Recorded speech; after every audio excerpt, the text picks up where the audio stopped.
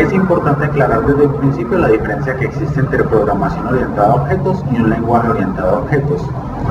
La programación orientada a objetos es una filosofía, un modelo de programación, con su teoría y su metodología, que conviene conocer y estudiar antes de nada. Un lenguaje orientado a objetos es un lenguaje de programación que permite el diseño de aplicaciones orientadas a objetos. Dicho esto, lo normal es que toda persona que vaya a desarrollar aplicaciones orientadas a objetos aprenda primero la filosofía o adquiera la forma de pensar y después el lenguaje, porque la filosofía solo hay una y lenguajes hay muchos. Es muy importante destacar que cuando hacemos referencia a la programación orientada a objetos, no estamos hablando de unas cuantas características nuevas añadidas a un lenguaje de programación. Estamos hablando de una nueva forma de pensar acerca del proceso de descomposición de problemas y de desarrollo de soluciones de programación. La programación orientada a objetos surge en la historia como un intento para dominar la complejidad que de forma innata posee el software. Tradicionalmente la forma de enfrentarse a esta complejidad ha sido empleando lo que llamamos programación estructurada, que consiste en descomponer el problema objeto de resolución en subproblemas y más subproblemas hasta llegar a acciones muy simples y fáciles de decodificar. Se trata de descomponer el problema en acciones, en verbos. En el ejemplo de un programa que resuelva ecuaciones de segundo grado, descomponíamos el problema en las siguientes acciones. Primero, pedir el valor de los coeficientes A, B y C. Después, calcular el valor del discriminante. Y por último, en función del signo del discriminante, calcular ninguna, una o dos raíces. Como podemos ver, descomponíamos el problema en acciones, en verbos.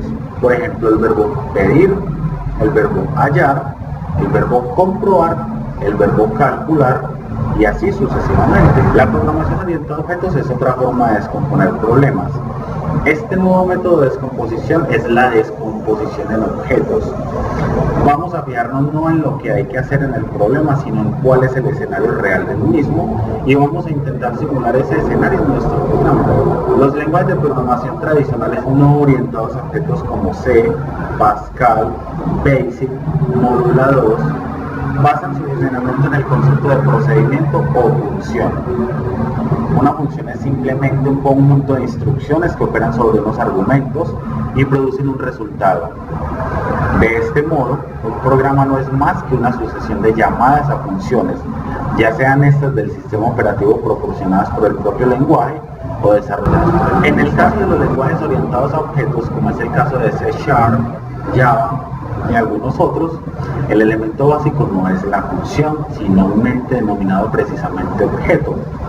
Un objeto es la representación en un programa de un concepto y contiene toda la información necesaria para abstraerlo, es decir, sacar los datos que describan sus atributos y operaciones que puedan realizar.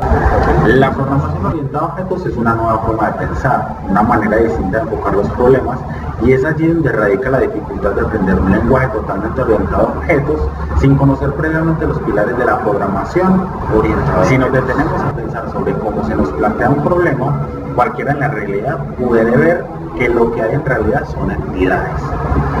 Otros nombres que podríamos usar para describir lo que allí llamamos entidades son agentes u objetos.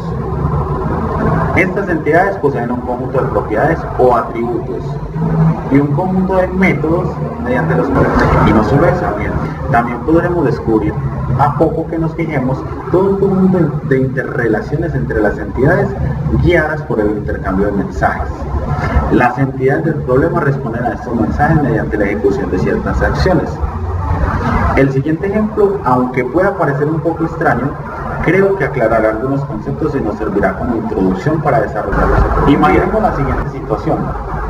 Un domingo por la tarde estoy en casa viendo la televisión y de repente mi madre siente un fuerte dolor de cabeza. Como es natural, lo primero que yo hago es tratar de encontrar una caja de aspirinas. Lo que acabo de describir es una situación que probablemente nos resulte muy extraña a muchos de nosotros. Vamos a verla en clave de objetos. El objeto hijo ha recibido un mensaje procedente del objeto madre. El objeto hijo responde al mensaje o evento ocurrido mediante una acción, buscar aspirinas. La madre no tiene que decirle al hijo dónde debe buscar. Es responsabilidad del hijo resolver el problema como considere más oportuno. Al objeto madre le basta con haber emitido un mensaje. Continuemos. El hijo no encuentra aspirinas en el botequín y decide acudir a la farmacia de guardia más cercana para comprar aspirinas. En la farmacia es atendido por una señorita que le pregunta qué desea, a lo que el hijo responde: una caja de aspirinas, por favor. La farmacéutica desaparece para regresar al poco tiempo con una caja de aspirinas en la mano. El hijo paga el importe, se despide y vuelve a casa. Así le da un comprimido a su madre, la cual al cabo de un rato comienza a experimentar una notable mejoría hasta la completa desaparición de su hijo. Como objeto responsable de un cometido, sabe lo que debe hacer hasta conseguir una aspirina. Para ello entra en relación con un objeto nuevo, la farmacéutica, quien responde al mensaje o evento de petición del objeto hijo con la búsqueda de la aspirina. El objeto farmacéutica es ahora el responsable de la búsqueda de la aspirina. El objeto farmacéutica lanza un mensaje al objeto hijo solicitando el pago del importe, y el objeto hijo responde a tal evento con la acción de pago. Como hemos podido ver, en esta situación nos hemos encontrado con objetos que se diferenciaban de los demás por un conjunto de características o propiedades, y por un conjunto de acciones que realizaban en respuesta a unos eventos que se originaban en otros objetos con el importe. También podemos darnos cuenta de que aunque todos los objetos tienen propiedades distintas, como el color del cabello, el grado de simpatía o el peso, todos tienen un conjunto de atributos en común por ser empleados de una entidad superior llamada ser humano. A este patrón de objetos, en nuestro caso ser humano, lo llamaremos Con este ejemplo, espero que se entienda que los objetos son instancias o casos concretos de las clases, que no son más que plantillas que definen las variables y los métodos comunes a todos los objetos de un cierto tipo. La clase ser humano tendrá entre sus muchas variedades miembros o variedades que la componen: color de cabello, color de los ojos, estatura, peso, fecha de nacimiento, entre otros. A partir de una clase se podrán generar todos los objetos que se deseen, especificando valores particulares para cada una de las variables definidas por la clase. Así encontraremos el objeto farmacéutica, cuyo color de cabello es rubio, color de ojos azul, estatura 1,75 metros, peso 50 kilogramos y así sucesivamente. A continuación entonces voy a explicar con más detalle qué son los objetos, las clases, los mensajes y algunos conceptos básicos de la programación orientada a objetos.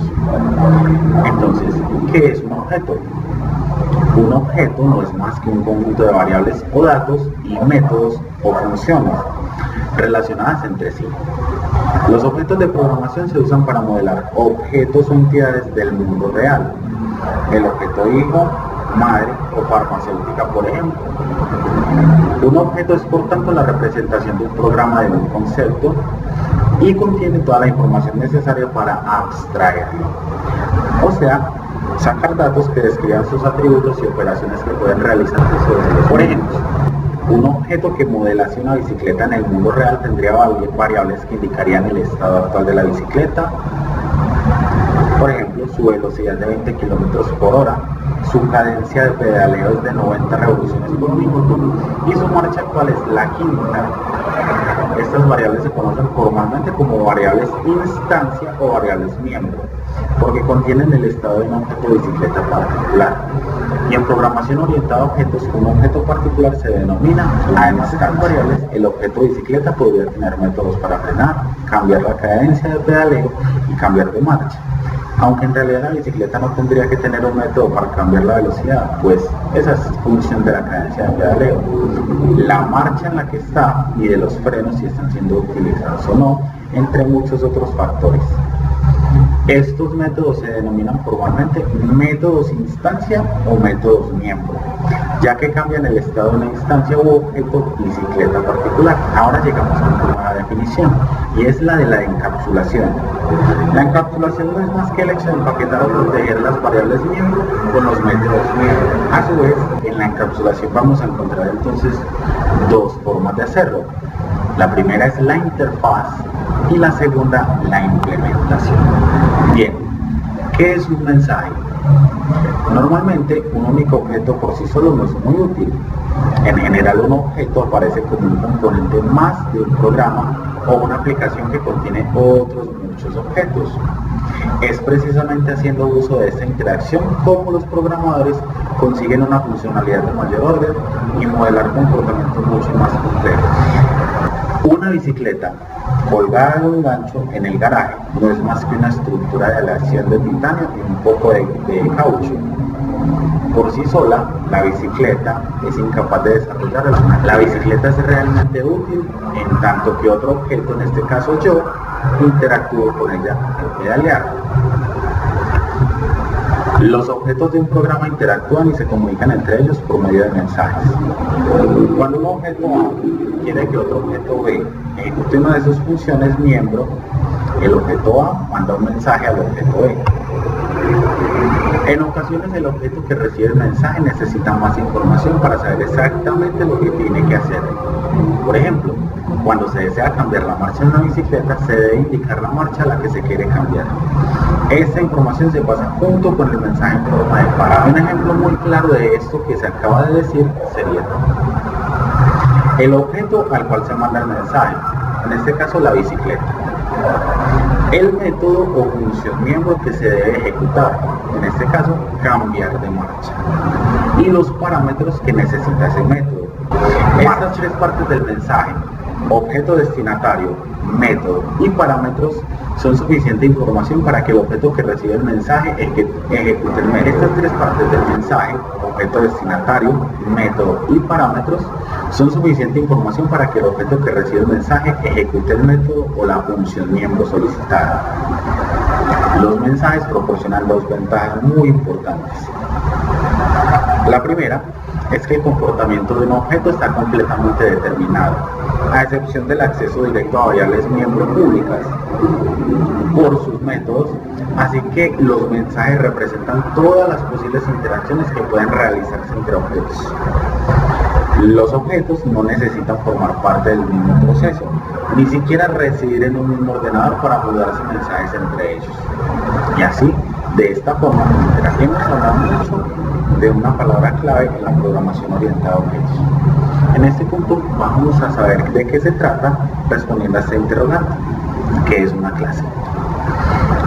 Normalmente en el mundo real existen varios objetos de un mismo tipo, o como diremos enseguida, de una misma clase. Por ejemplo, mi bicicleta es una de las muchas bicicletas que existen en el mundo. Usando la terminología de la programación orientada a objetos, diremos que mi bicicleta es una instancia de la clase de objetos conocida como bicicletas. Todas las bicicletas tienen algunos estados o atributos, como el color, la marcha actual, la cadencia actual, dos ruedas, entre muchos otros aspectos, y algunos métodos, cambiar de marcha, frenar, entre otros. En común, sin embargo, el estado particular de cada bicicleta es independiente del estado de las demás bicicletas. La particularización de estos atributos puede ser diferente, es decir, una bicicleta podrá ser azul y otra podrá ser roja, pero ambas tienen en común el hecho de tener una variable color.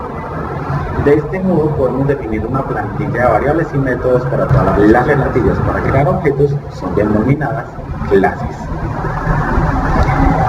Una clase es una plantilla que define las variables y los métodos que son comunes para todos los objetos de un cierto tipo. En nuestro ejemplo, la clase bicicleta definiría variables miembro comunes a todas las bicicletas como la marcha actual, la cadencia actual, entre otros. Esta clase también debe declarar e implementar los métodos o funciones miembros que permiten al ciclista cambiar de marcha, frenar y cambiar la cadencia del pedaleo. Después de haber creado la clase bicicleta, podemos crear cualquier número de objetos bicicleta a partir de la clase. Cuando creamos una instancia de una clase, el sistema reserva suficiente memoria para el objeto con todas sus variables miembro. Cada instancia tiene su propia copia de las variables miembro definidas en la clase. Otro concepto clave en la programación orientada a objetos es la herencia. El mecanismo de herencia permite definir nuevas clases partiendo de otras ya existentes. Las clases que derivan de otras heredan automáticamente todo su comportamiento, pero además pueden introducir características particulares propias que las diferencian. Como hemos visto, los objetos se definen a partir de clases. Con el mero hecho de conocer a qué clase pertenece un objeto, ya se sabe bastante sobre él. Puede que no sepamos lo que es una cross, pero si nos dicen que es una bicicleta, ya sabremos que tiene 2 ruedas, tiene el manubrio, pedales, entre otros. La programación orientada a objetos va más allá, permitiéndonos definir clases a partir de 3 clases ya construidas. Por ejemplo, las bicicletas de montaña, las de carretera, las de carrera, son todos en definitiva bicicletas. En términos de programación orientada a objetos, son subclase o clases derivadas de la clase bicicleta. La clase bicicleta es la clase base o superclase de las bicicletas de montaña, las de carretera, las de carrera. Cada subclase hereda los estados en forma de declaración de variables de la superclase o la clase superior, de la cual se derivan. Las bicicletas de montaña, las de carretera y las de carrera comparten algunos estados: cadencia, velocidad, color. Además, cada subclase hereda los métodos de su clase superior. Además, las bicicletas anteriormente mencionadas comparten algunos comportamientos como frenar, cambiar de cadencia de pedaleo, por decir algo. Sin embargo, las clases derivadas no se encuentran limitadas por los estados y comportamientos que heredan de las clases superiores. Muy al contrario, estas subclases pueden añadir variables y métodos a aquellas que han heredado. Las bicicletas de carrera, por ejemplo, son más delgadas, más livianas y tienen llantas un poco más delgadas para generar un poco más de fricción. Algunas bicicletas de montaña son un poco más gruesas, tienen llantas mucho más resistentes para entonces amortiguar la caída. Las clases derivadas pueden incluso sobreescribir los métodos heredados y proporcionar implementaciones más especializadas para estos métodos. Además, no estamos limitados a un único nivel de herencia. El árbol de herencias o de jerarquía de clases puede ser tan extenso como lo necesitemos. Los métodos y las variables miembro se heredarán hacia abajo a través de todos los niveles de la jerarquía.